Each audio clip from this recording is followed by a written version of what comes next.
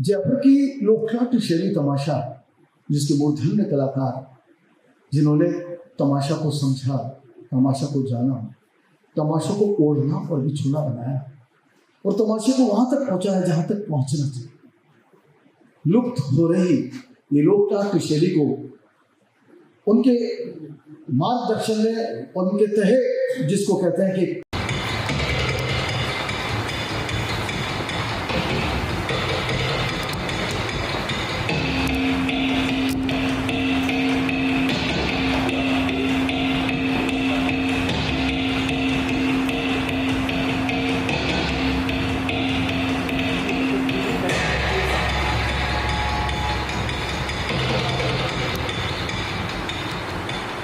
साहिबा, मैंने ईश्वर की हत्या की है।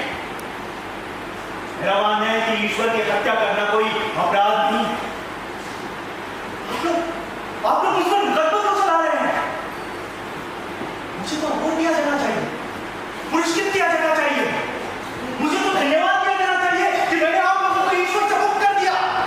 नहीं मिलॉर्ड, क्या आदमी झूठ बोल रहा है? क्या आदमी ईश्वर की हत्या कर ही नहीं सकता? वो नहीं कर सकता। जाके ये बिल्कुल अनुकूल समय है, तो फिर मैं हत्या क्यों नहीं कर सकता? तो तुमने ईश्वर को मार दिया? हाँ, मार दिया। क्यों? दुनिया बनाने की दुनिया। अरे भाई, तुम्हें दिक्कत दुनिया से थी या ईश्वर से? तो दुनिया से थी तो ठीक है, लेकिन इसे खराब करने के पीछे जो मास्टरमाइंड वो ईश्वर। हमें ऐसे आलसी ईश्वर की कोई जरूरत नहीं थी। मार दिया। मुझे तो विश्वास ही नहीं हो रहा है कि ईश्वर मर चुका है। हो जाएगा, विश्वास हो जाएगा। आप जरा नजर भरकर दुनिया को देखिए तो सही। ये दुनिया जिस तरीके से चल रही है उसका मुआयना कीजिए, आपको यकीन हो जाएगा। आप खुद कहेंगे कि ईश्वर मर चुका है। क्यों? ऐसा ही ना घटना है। निर्दोष खड़े जा रहे हैं, अपराधी सम्मानित हो रहे हैं, झूठ को पुरस्कृत किया जा रहा है, इंसान जानवर से ज्यादा गैर दूसरा बना दिया गया है। ईश्वर के बनाए पुतले भगवान हो गए और वो भगवान होकर पुतले जैसा कर रहा है। तुम्हारे ये सारे तर्क बेबुनियाद है। क्या तुम अदालत में कुछ ऐसा दिखा सकते हो कि जिससे ये साबित होता हो कि ईश्वर अपने काम के प्रति गंभीर नहीं है? क्या क्या बताऊं वकील साहब, पेट बना, अन्न नहीं, हाथ बना दिए, काम नहीं बनाया, शौक पैदा कर दिया, जरिया नहीं दिया। हमें ऐसे आधे अधूरे ईश्वर की जरूरत नहीं थी, इसीलिए मार दिया। बस इसी में मार दिया? हाँ। वो क्या करता उस विस्फोटक सामग्री?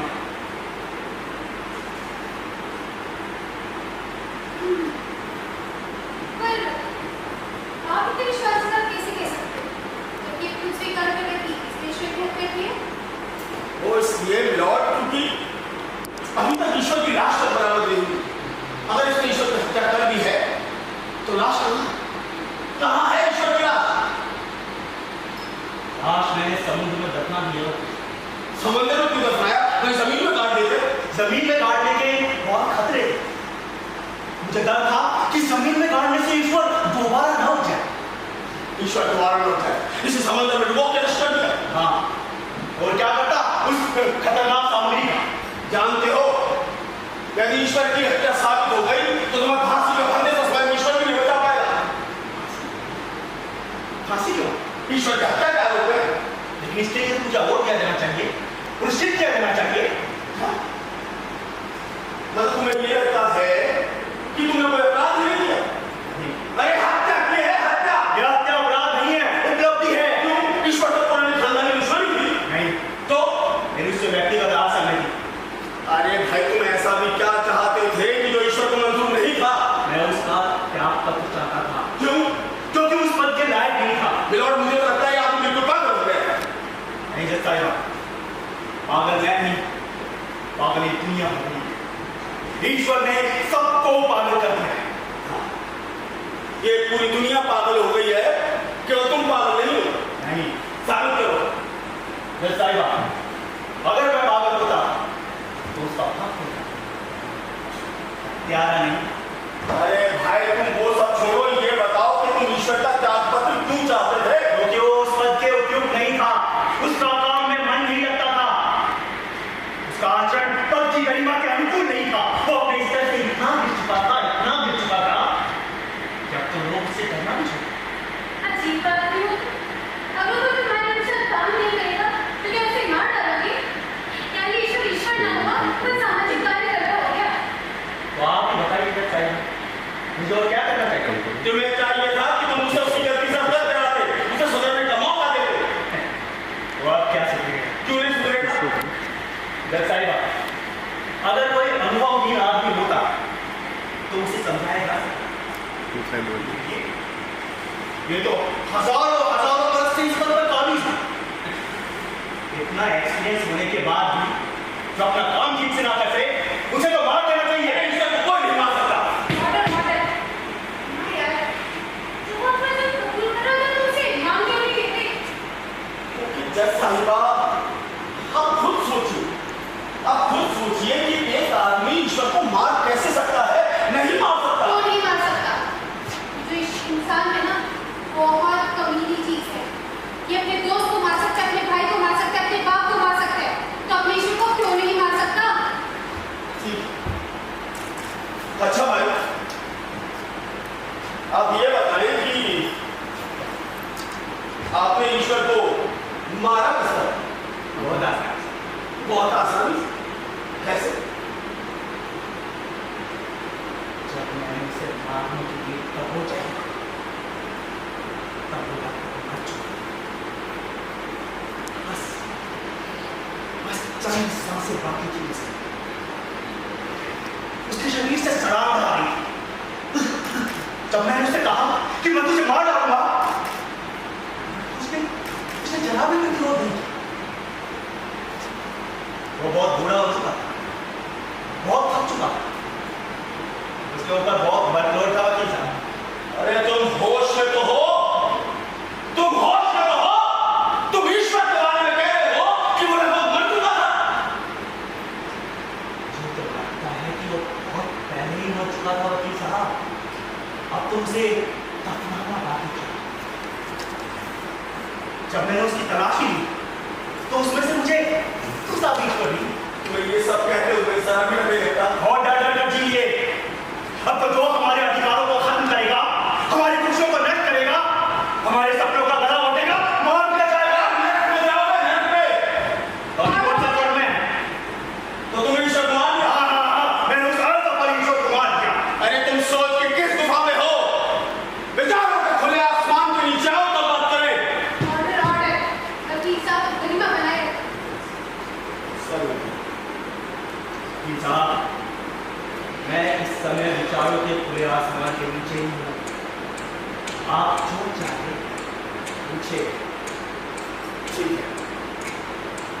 तो तुम अदालत को ये बताओ कि तुम आस्तिक हो या नास्तिक? वकील साहब, मैं 100% आस्तिक। सबूत?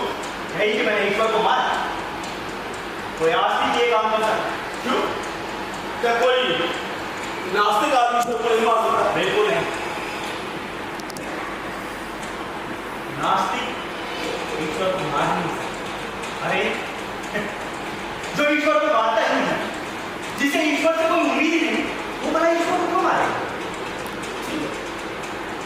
लेकिन उस नास्तिक आदमी को ईश्वर की मृत्यु से खुशी तो जरूर होगी। बिल्कुल नहीं होगी। ईश्वर अगर मर गया तो नास्तिक की तो दुकान ही बंद हो जाएगी। नास्तिक की दुकान में ईश्वर स्टोव की तरह होता है। ठीक है। अगर तुम्हारी ये बात मान भी ली जाए तब भी मैं इस बात पे यकीन नहीं कर सकता ये काम तुमने अकेले किया है। अदालत को बताओ कि तुम्हारे पीछे किस पॉलिटिकल पार्टी का हाथ है? वकील साहब, किसी राजनीतिक पार्टी ने मेरा कोई साथ नहीं दिया। वैसे भी मौजूदा समय में कोई राजनीतिक पार्टी ईश्वर को मारेगी नहीं, बल्कि उसे बचा कर रखेगी, ताकि चुनाव के समय उसे अपना स्टार प्रचारक बना सके। ठीक है, राजनीतिक पार्टी ना सही, लेकिन किसी कॉर्पोरेट सेक्टर में किसी पूंजीपति ने साथ दिया होगा। पूंजीपति के हाथ अगर ईश्वर लग गया तो वो उसे मारकर नष्ट नहीं करेगा, बल्कि शोषण के लिए जीवित रखेगा। मिलॉर्ड, एक मिनट वकील साहब।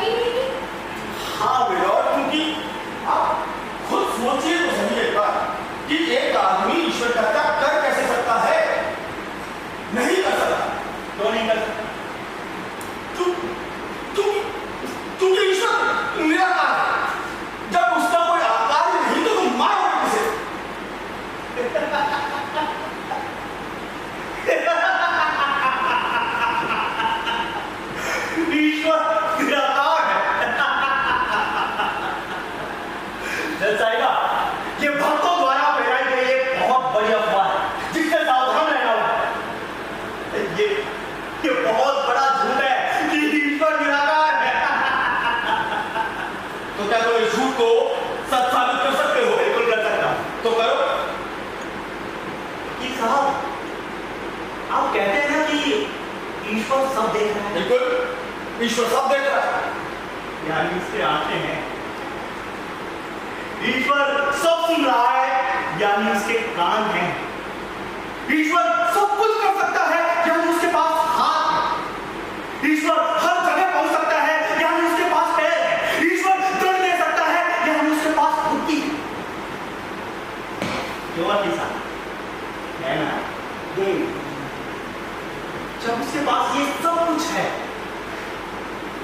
तो ईश्वर निराकार है।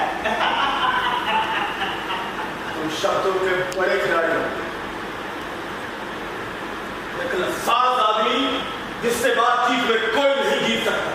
अरे तुम वो बुद्धिजीवी हो जिसे बहस में कोई हरा ही नहीं सकता। जैसा ही बात मुझे बुद्धिजीवी बोला जाए, इससे मुझे साथ एतराज है। वकील साहब से कहिए कि अपने शब्द वापस ले। वकील साहब मत कहिएगा। ठीक है, तो तुम बुद्धिजीवी नहीं हो। बिल्कुल नहीं। बुद्धिजीवी वो होता है जिसे कदम कदम पर चला जाए और वो इस दम में रहे। ये वही ऐसा है जो चौकन्ना है। मेरे लिए इस इंसान की बातों में समय खराब करने से कोई फायदा नहीं। इस आदमी ईश्वर की हत्या करनी है, इस बात को मैं तो क्या इस दुनिया का कोई भी व्यक्ति नहीं मान सकता। मैंने ईश्वर की हत्या की। मेरे पास यकीन इसलिए किया जाना चाहिए क्योंकि मेरे पास इसकी वाजिब वजह है। इंटरेस्टिंग। तो जरा अदालत को जरा वो आप वजह गिना सकते हैं? सबसे बड़ी वजह तो यह है कि उसे ईश्वर होने का घमंड है। अच्छे बड़े क्या चाहे वो ईश्वर ही हो ना। मेरे लिए क्या तो बिल्कुल पागल हो गए। ये ईश्वर को घमंडी कह रहा है। ईश्वर को, उस ईश्वर को जिसने समूची पृथ्वी बनाई, या उस ईश्वर को अहंकारी कह रहा है जो समूचे जगत का पालनहार है। मानता हूं कि इस पृथ्वी को ईश्वर ने बनाया, लेकिन ये संसार जिस तरीके से चल रहा है उसे देखकर लगता जरूर है कि ईश्वर ने इसको बनाया, लेकिन ईश्वर इसे चला नहीं रहा।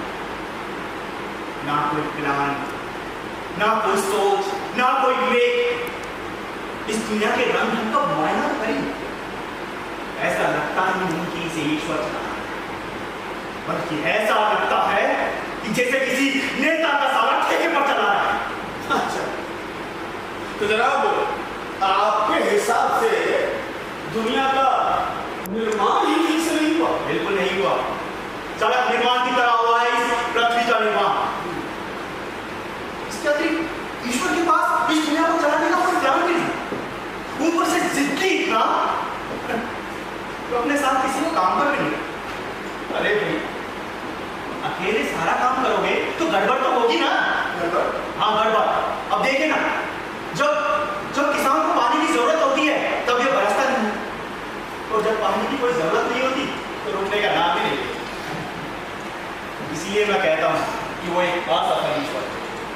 असफल ईश्वर? हाँ, ऐसा इतना असफल कि अब तो लोग उससे डरना भी छोड़ दिए। किए जा रहे हैं, दिन रात पाप पड़ता।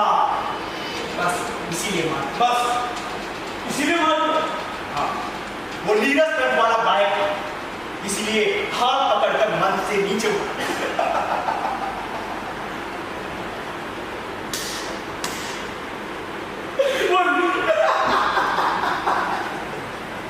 वो नीरस कंठ वाला गायक था। तो तुम्हारा ये ईश्वर पर आरोप है? ये मेरी ईश्वर की परिभाषा है। परिभाषा? इसका मतलब तो जनाब आपने ईश्वर को देखा होगा? बहुत करीब से, दूसरे से? इतना करीब से जैसे इंसान अपनी हथेली को देखता है। आपने ईश्वर को इतने करीब से देखा है जैसे इंसान अपनी हथेली को देखता है। कैसा लगा ईश्वर? बिल्कुल टूटा। डेविड स्मिथ, यहाँ तो सरपंच की स्टार्ट में घूमते और वो भगवान होकर पैदल जा रहा था। ईश्वर पैदल जा रहा था। दिलचस्प बयान है। फिर उसे देखते ही मैं समझ गया कि अब इसकी उसकी एक्सपायरी डेट निकल चुकी है। अब इस ईश्वर से काम नहीं चलेगा। ठीक है, अब जनाब आप इतना कुछ बता ही चुके हैं तो जरा अदालत को ये भी बता ही दीजिए कि आपके हिसाब से ईश्वर कैसा होना चाहिए।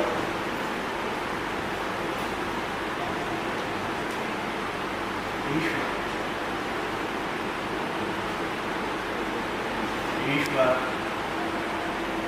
मन में अंकित शब्द होना चाहिए, लेकिन वो स्लेट पर लिखा अक्षर होगा। विश्व निर्माण के बाद ईश्वर वो लोहार साबित हुआ जो तलवार बना तो सकता है लेकिन उसे चला नहीं सकता। यानी तुमने ईश्वर को सिरे से ही नकार दिया? नकारता नहीं तो क्या करता वकील साहब? ईश्वर को होना चाहिए था सचिव की तरफ चतुर, लेकिन वो जनता की तरफ दुश्मन, ऊपर से जिंदगी नंबर 1। सूखा, बाढ़, अकाल, महामारी, ये सब है जिनमें ईश्वर द्वारा किया गया अधिकारों का बेजा इस्तेमाल। हमें लोकतांत्रिक ईश्वर चाहिए, वो तानाशाही ईश्वर। हाँ, तानाशाही, एक तरफा निर्णय लेने वाला।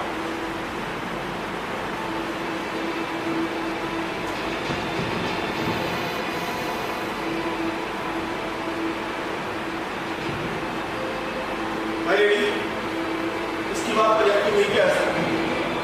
यह आदमी मुझे मानसिक रोगी लगता है, इसका इलाज कराया जाना चाहिए। अदालत जानना चाहती है कि तुमने कभी ईश्वर के सामने की असहमति दिखाई? हाँ सर, असहमति के स्वर किसी को पसंद नहीं आते हैं, वैसे भी असहमति के स्वर ईश्वर को भी पसंद नहीं।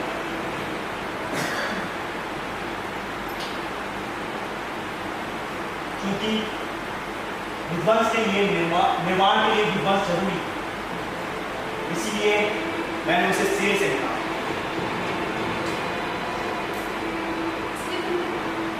बस इसीलिए तुमने? हाँ, इसीलिए मैंने उसे जंगली में तुरंत लेने लिया और ऐसे असहयोग करने वाले ईश्वर को तुरंत स्टेट पर वहां पे तुम कहना चाहते हो कि ये ईश्वर का कोई पुराना मॉडल है? हाँ, इस पुराने मॉडल को मैंने तुरंत स्टेट कर। बाप रे बाप, इतना पुराना ईश्वर। सिंधु सभ्यता में भी यही ईश्वर, आर्य सभ्यता में भी यही ईश्वर, मुगल सभ्यता में भी यही ईश्वर और आज की असभ्यता में भी यही। ये भगवान, ये कैसी बातें कर रहे हैं? कह रहे हैं ईश्वर को सिरे से निकालने की बात कर रहा है। क्यों ना हम चाइना को ऑर्डर देते, लेकिन चाइना को क्यों? ईश्वर के निर्माण में हम आत्मनिर्भर हैं। अब देखना कुछ दिन की और बात, फिर हम एक नया ईश्वर बढ़े फिजिकली, आधार से लिंक होगा हमारा ये पेन कार्डधारी ईश्वर। ये नया ईश्वर मनुष्य के ज्यादा निकट है। इसका अपना मोबाइल नंबर हो, अपनी वेबसाइट हो, अपनी ईमेल आईडी हो। नए ईश्वर से मनुष्य जब चाहे तब चैटिंग कर सकते। ये ईश्वर हमेशा ऑनलाइन रहेगा। इस बार ईश्वर अध्यात्म के द्वारा नहीं बल्कि विज्ञान के माध्यम से अवतरित हो, जो चमत्कार नहीं आविष्कार करेगा। मेरी याद में मुझे बिल्कुल पागल लगता है। ये उस अपराध को स्वीकार कर रहा है जो इसे किया ही नहीं। तो क्या ये हत्यारा नहीं? दरअसल ये एक असंतोषी युवक है जो समाज की खराबियों से गुजरे। ये समूची व्यवस्था को बदल देना चाहता है लेकिन मजबूर है क्योंकि सक्षम नहीं। बस इसी दुख में ये अपना मानसिक संतुलन खो बैठा और कल्पना में वो सब करने लगा है जो ये वास्तव में नहीं कर पाया।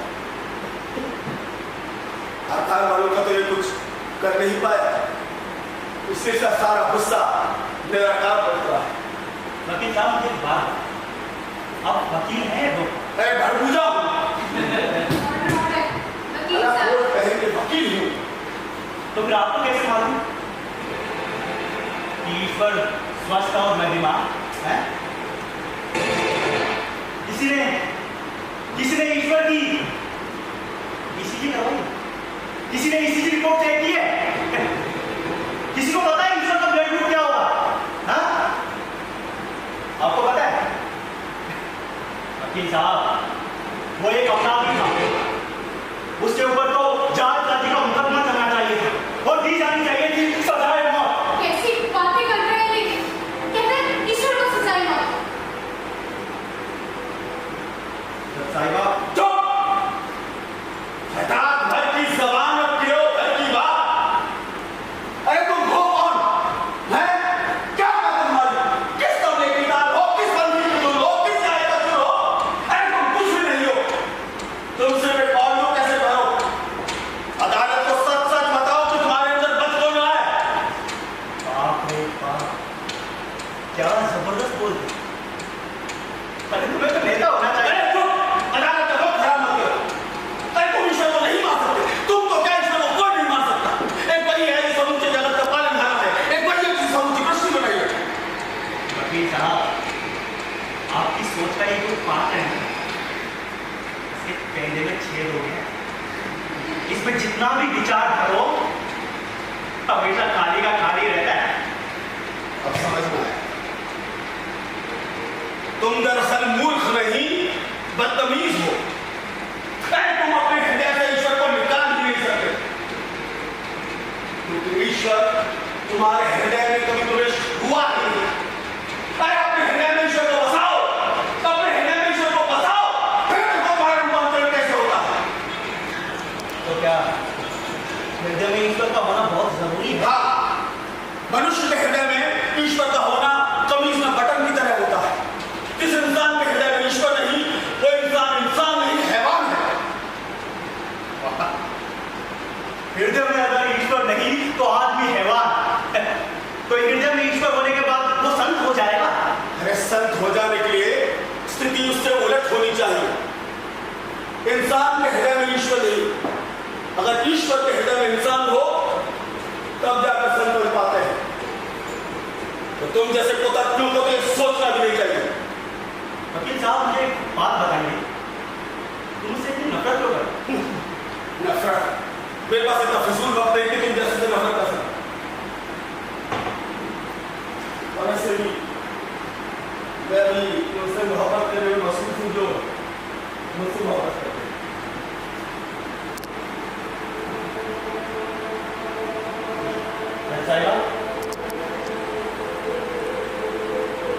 वकील साहब, जज साहिबा, हम मुद्दे से भटक गए। यहाँ मुकदमा चल रहा है कि मैंने ईश्वर की हत्या कर दी और मैंने हत्या करने की वाजिब वजह भी बता, और मैंने ये भी बता दिया है कि लाश मैंने समुद्र में दफना दी है। ठीक है, मैं तुम्हारी हर बात से सहमत हूँ, सिवाय एक बात। मैं मानता हूं कि तुमने हत्या की हो, मैं मानता हूं कि तुमने लाश समंदर में फेंक दी हो, मैं उस वजह भी मानता हूं, लेकिन मैं ये नहीं मान सकता कि तुमने जिसकी हत्या की वो ईश्वर। जब साहिबा यहाँ पे महत्वपूर्ण हत्या नहीं है, महत्वपूर्ण यहाँ पे उसका ईश्वर ना होना है। के साथ कहता हूं, वो ईश्वर ही था और ईश्वर के सिवा कुछ नहीं था।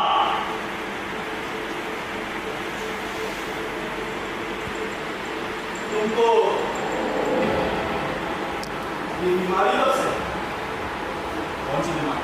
यही ईश्वर को पहचानने की, ये ईश्वर को पहचानने का दौर है तुमको कब से पड़ा? तो ईश्वर के बारे में ऐसे बात कर रहा है जैसे ईश्वर का हुआ मेरे बाप में बेटे से टेबल पार्टनर हो गए। जैसा है ना, आदमी 3 किस्म के होते हैं, शिक्षित, साक्षर और संकीर्ण।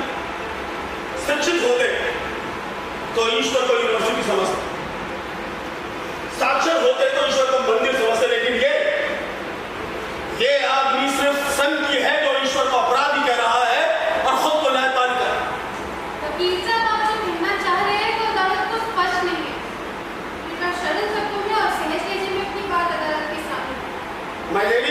अगर सरल साफ लहजों में कहा जाए तो दरअसल ये जिस ईश्वर की बात कर रहा है वो व्यास का कृष्ण या वाल्मीकि का राम नहीं है। वकील साहब, आपको तो ये भी नहीं मालूम कि ईश्वर होता क्या है। जिसे मन से ईश्वर मानो वही ईश्वर होता है। अच्छे लोगों का ईश्वर अच्छा होता है और बुरे लोगों का ईश्वर भी बुरा होता है। जिसको आप हक होगा उसे उसी की हैसियत का ईश्वर मिले, ना उससे अच्छा ना उससे बुरा। गनीमत मानो कि तुम अभी अदालत में हो, वो जो मन तो ऐसे करता है तुम्हारी जुबान खत्म कर दूं। जो तुम मेरी जुबान खत्म कर दोगे तो मैं कलम को जुबान कर दूंगा। कलम तोड़ दोगे तो जुबान से कलम का काम करो। कभी मेरा लिखा हुआ बोला जाता है तो कभी बोला बोले। कभी कभी तो तुम आदमी बहुत सही और समझदार लगते हो, पर अगले ही पल कुछ ऐसा बोल डालते हो कि ऐसा लगता है कि तुमसे बड़ा मूर्ख न कोई है न कोई होगा। कितनी विविधता है तुम। नहीं, मैं एक साथ लोग मुझे जिस नजर से देखते हैं उन्होंने वैसा नजर आस्तिक के लिए आस्तिक और नास्तिक के लिए नास्तिक। नहीं, तुम नास्तिक तो नहीं।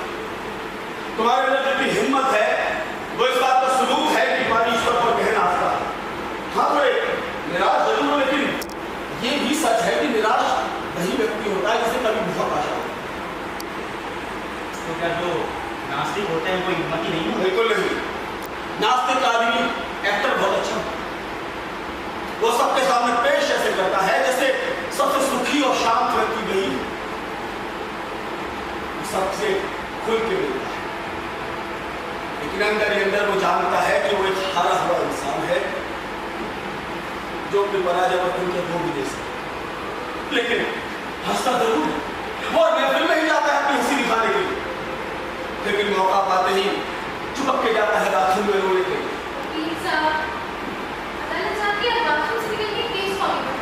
केस को आगे क्या बढ़ाए इस केस में कोई कमी नहीं। हाँ, वकील की बात है जरूर दिलचस्प। ये हत्या का मामला नहीं है? ये हत्या ही का मामला है। तो क्या ईश्वर की हत्या का मामला है? ये ईश्वर की ही हत्या का मामला है। ये हुई ना बात। अब आ रहा हूँ पहाड़ के नीचे। मुबारक, मैं केस जीत गया।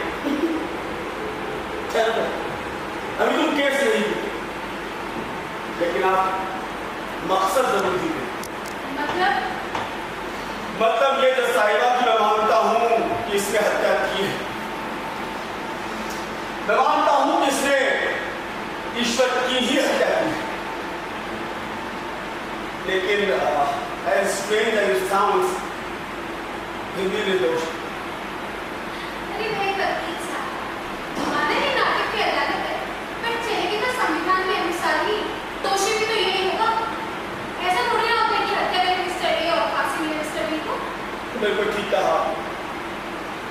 हत्या अगर मिस्टर ए करे तो फांसी बी को क्यों मिले, लेकिन मायली ये भी तो हो सकता है कि हत्या ये नहीं की ना, सिर्फ उसे लग रहा है कि उसने हत्या की है। मायली ये मामला बहुत अजीब है।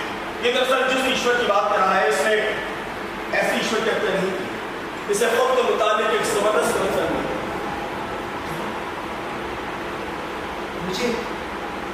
मुझे गलतफहमी है। हाँ, और तुम्हारी सबसे बड़ी गलतफहमी तो ये है कि तुम्हें लगता है कि ईश्वर मर सकता है। जान लो, जो मर जाए वो ईश्वर हो भी नहीं सकता। तुम दरअसल जिस ईश्वर की बात कर रहे हो वो एक धोखा है, एक नकली ईश्वर। हाँ, यानी मैंने जिसे मारा वो नकली ईश्वर है, एक झूठे धर्म का एक नकली ईश्वर। वकील साहब आप ये कैसी बातें कर रहे हैं? ईश्वर तो बस ईश्वर होता है। आप ये असली और नकली ईश्वर का मुद्दा कहाँ से लेके आ रहे हैं? मैंने नहीं, अब ये हालात इस मुकाम पर आ गए हैं कि इस पूरे मामले की फिर से विवेचना करनी।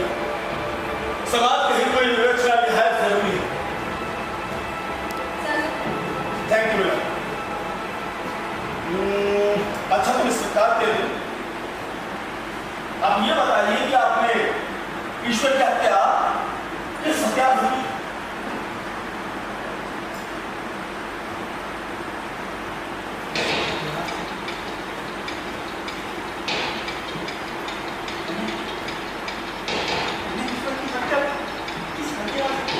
लगता है आपको याद नहीं आ रहा है। खैर से छोड़िए, आप ये बताइए कि जिस समय आपने ईश्वर की हत्या की उस समय ईश्वर ने कपड़े क्या पहन रखे? हाँ बताइए, धोती, कुर्ता या कुर्ता पजामा, गले में माला थी या तस्वीर, सिर पर टोपी थी या पगड़ी, गमछा हरा था या भगवा? वकील साहब मामले को उलझा रहे हैं। मैं स्वीकार कर रहा हूं कि मैंने ईश्वर की हत्या की है। इन बातों का इस केस से कोई ताल्लुक नहीं है। ताल्लुक है मिलॉर्ड, ताल्लुक है। अगर इन्होंने ईश्वर की हत्या की है तो मेरी बातों का जवाब दे दे कि ईश्वर ने उस वक्त क्या कपड़े पहने थे? हाँ बताइए, ईश्वर ने क्या कपड़े पहने? बताइए। गमछा हरा था या भगवा, कुर्ता पजामा, धोती, पगड़ी, माला थी, तस्वीर थी, बनियान थी, लुंगी थी, क्या था? मुझे याद तो नहीं आ रहा है कि ईश्वर ने क्या कपड़े पहने थे। तुम्हें याद आएगा भी नहीं। ना तो तुम्हें ये याद आएगा कि ईश्वर ने क्या कपड़े पहने थे, ना तुम्हें ये याद आएगा कि मैंने किस हत्या में ईश्वर ने हत्या की। आप याद करने की कोशिश तो कीजिए। ये तो बहुत ही साधारण सी बात है। अगर आप चाहें तो अदालत आपको कुछ दिन का समय भी दे सकती है। नहीं है सर, लेकिन कितना भी समय दे दिया है कि कभी आप नहीं आ सकते। आप ही किस बिना पे बोल रहे हैं? वो इस बिना पर जज साहिबा कि दरअसल जिस ईश्वर की बात कर रहे हैं वो एक धोखा है। असली धर्म के नकली ठेकेदारों ने अपने अपने नकली ईश्वर इजाद कर दिए। समूचा धर्म दलालों की चपेट में आ गया और उन्होंने अपने अपने नकली ईश्वर इजाद कर लिए। ईश्वर इंसान को बनाए यहां तक ठीक था, लेकिन इंसान ईश्वर को बनाए इससे बड़ा झूठ अब कुछ नहीं हो सकता। क्या बोल रहे हैं वकील साहब आप? पाप लगेगा? कोई पाप नहीं लगेगा। ये आश्रम इनकी दुकान है, संत व्यापारी है और तुम्हारे जैसे भोले बंदारों के ग्राहक हैं। ये इतने सारे मंदिर बनाकर अपने अपने नकली ईश्वर इजाद कर लेते हैं और तुम सिर्फ उन्हीं नकली ईश्वरों के प्रेम में पागल हुए।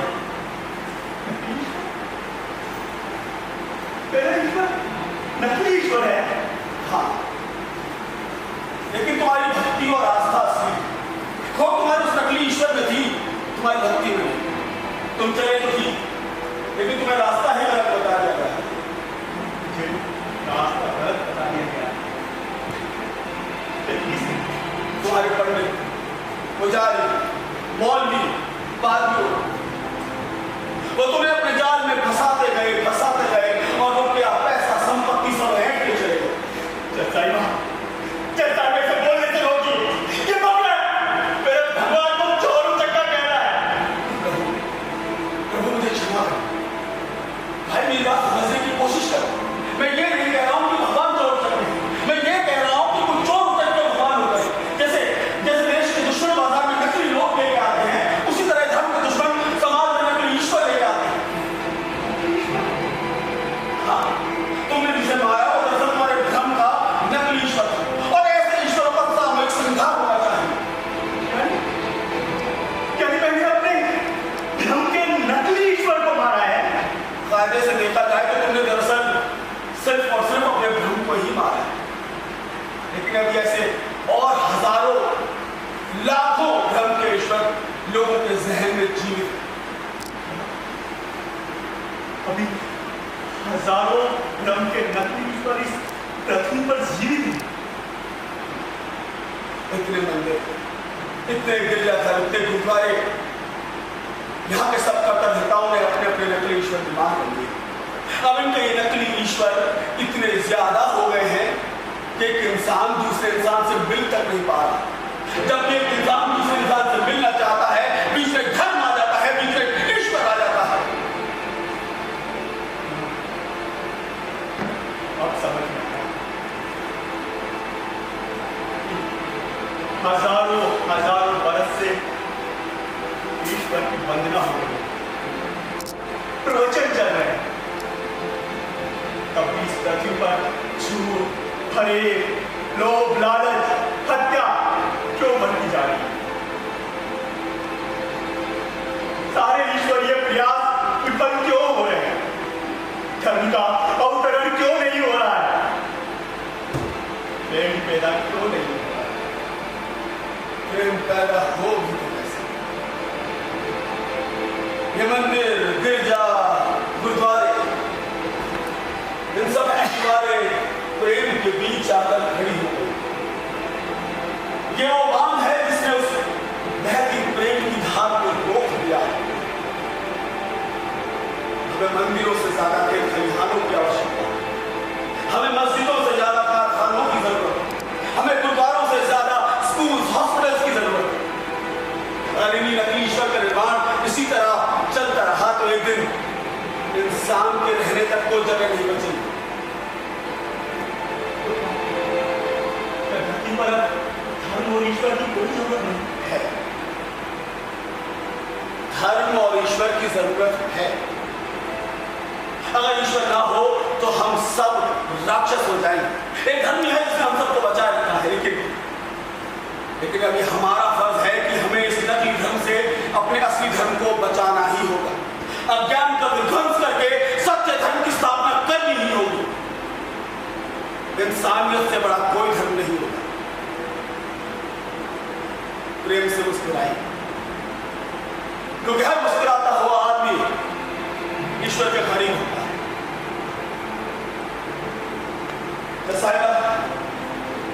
अब मैंने आपके सामने पूरा केस प्रेजेंट कर दिया है। अभी आपके हाथ में है कि आप आरोपी को सजा देंगे या बाइज्जत रिहा करेंगे।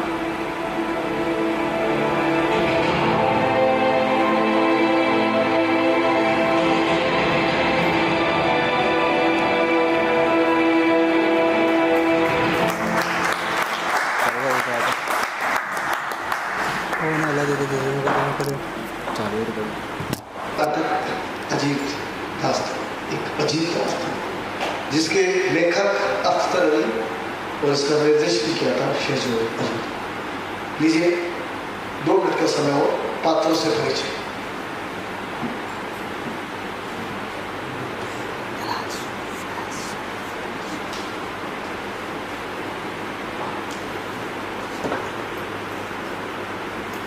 जो स्टेज पर थे उनका नाम बताता हूँ आपको।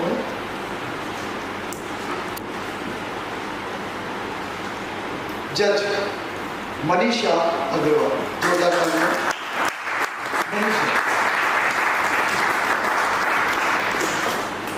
वकील गौरव खंडेलवाल, ये स्टेज का पुराना कलाकार और कई नाटक किए इसने, ये डिफरेंट नाटक है इसका। और आरोपी महेश महावर,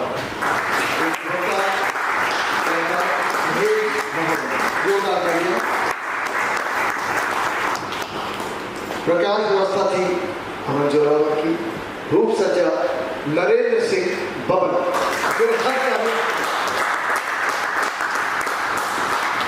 मंच सामग्री वेशभूषा चंद्र किरण, और सेट जो आप देख रहे हैं वो हमारे माइक के एक विशेषज्ञ हैं, जयपुर के जाने वाले रंगकर्मी और साथी आसिफ शेर अली खान।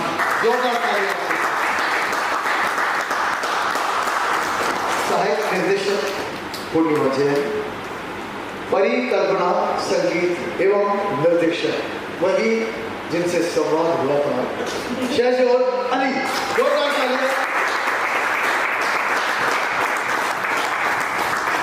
ये शेजोर अली है जो राजस्थान संगीत नाटक अकादमी से अवार्डी है, कबाड़ी है, अवार्डी कहते हैं ना कई बार, लेकिन ये बहुत अच्छा सहज व्यक्तित्व भी है और बहुत अच्छा निर्देशन किया है।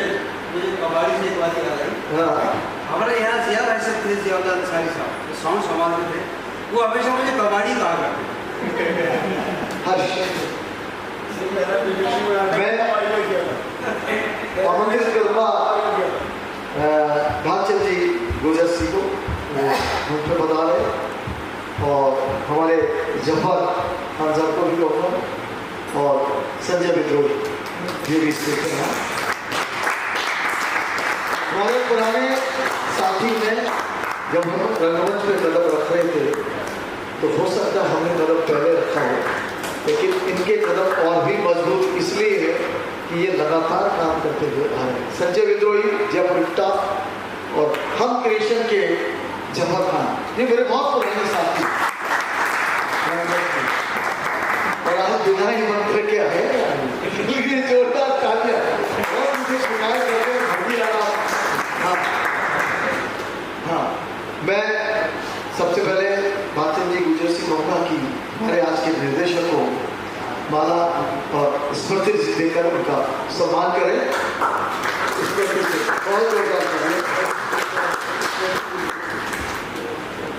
मैम भी हमारी मंजू भट्ट हैं, वो भी हैं, वो सुश्री मनीषा अग्रवाल जी को स्मृति चिन्ह देकर और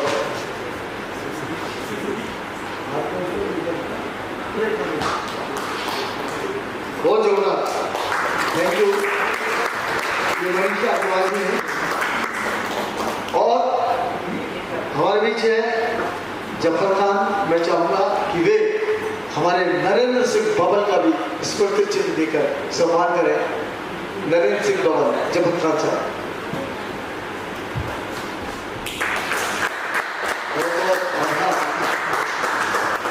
मैं हमारे मित्र साथी और जयपुर के संजय मित्र महेश महावर, उसको भी स्मृति चिन्ह देकर उसको भी सम्मानित करें।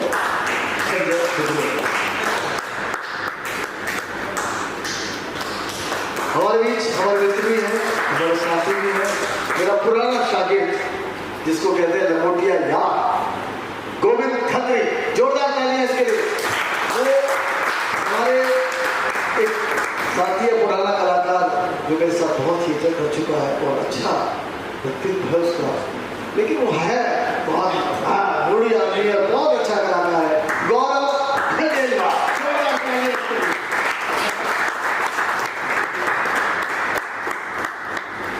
और आसिफ अली शेख खान, तो बहुत माइंड का बहुत अच्छा, मैं कह रहा हूँ बहुत अच्छा आर्टिस्ट है और बहुत अच्छा व्यक्तित्व है इसका। मैं चाहूँगा कि हमारे बीच प्रदीप जी भट्ट है। प्रदीप जी भट्ट आइए, आइए नीचे उतरिए, नीचे उतरिए। ये गोपी जी भट्ट के बड़े, मेरे से बड़े बेटे हैं। हाँ हाँ, जोरदार जोरदार इनका स्वागत। आसिफ अली शेख जी को स्मृति चिन्ह देकर उनका स्वागत करेंगे, अभिनंदन करते हैं।